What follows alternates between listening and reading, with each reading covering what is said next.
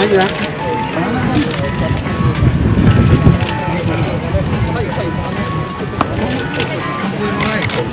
không tôi luôn cố dự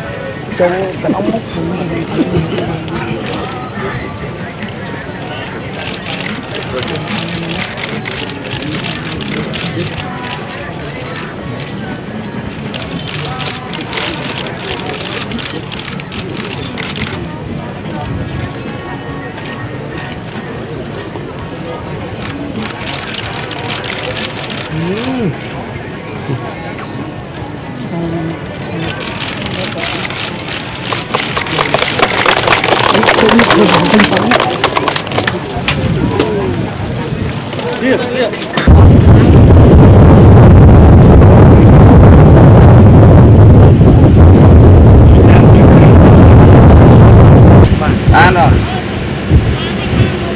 lưu trên đó không con cô đang rồi bao không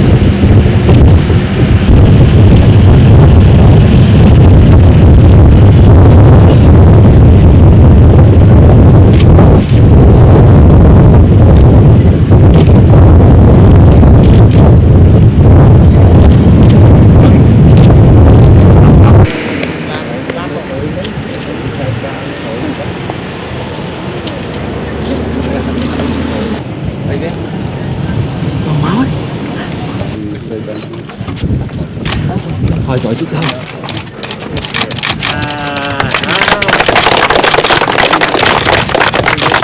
arigato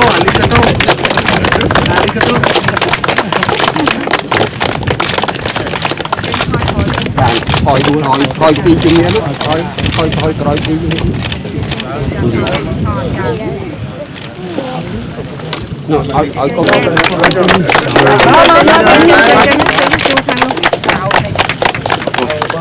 arigato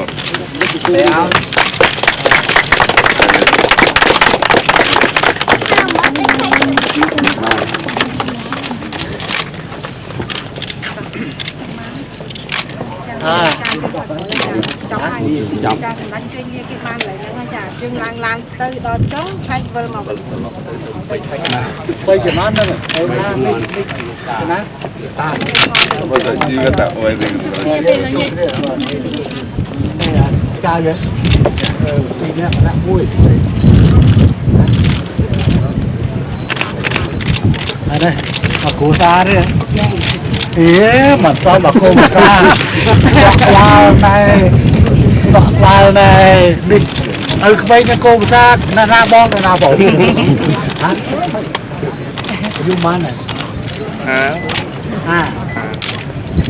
xa dung